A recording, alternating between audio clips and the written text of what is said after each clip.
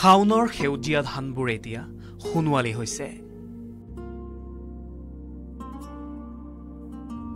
পৰম্পৰা অনুসৰি এই আঘোণ মাহতেই সোণগুটি চপোৱাৰ সময়।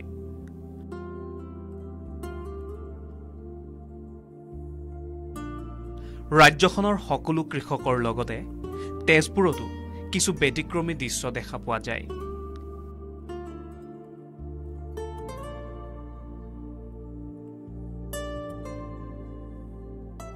লহপহীয়া সোণগুটিয়ে সোণোৱালী কৰি তুলিছে পথাৰ।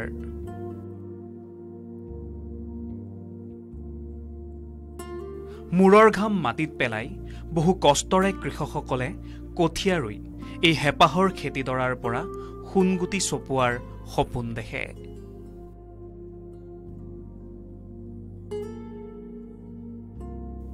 আঘোণৰ আগমনৰ লগে লগে মন ভৰাই তোলা সোণোৱালী ধাননিৰ মোহময়ী চিত্ৰখনে আমাৰ মনত দোলা দি যায়।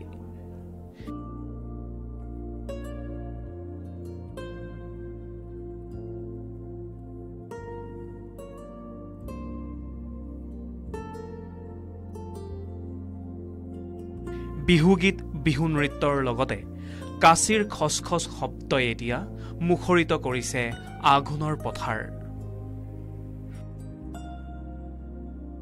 পথাৰৰ ধান ঘৰলৈ আনি মৰণা মৰা, ৰ'দত শুকুৱাই খেৰকেইডাল বছৰটোৰ বাবে সযতনে ৰখা, দাৱনীসকলে একেলগে পথাৰতে এসাঁজ খোৱাৰ মিঠা অনুভৱবোৰ লুকাই থাকে আঘোণৰ বুকুতেই। দাৱনীৰ সমানেই সোণগুটিৰ ডাঙৰি বান্ধি ঘৰলৈ অনাত ব্যস্ত কৃষকসকল।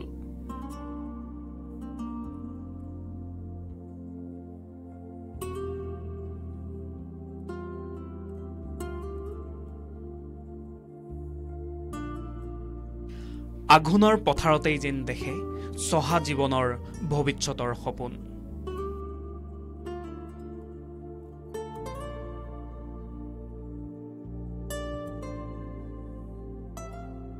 সেয়ে এতিয়া এনেদৰে হাঁহি আনন্দৰে সোণগুটি চপোৱাত ব্যস্ত হৈ পৰিছে প্ৰতিটো খেতিয়ক পৰিয়াল।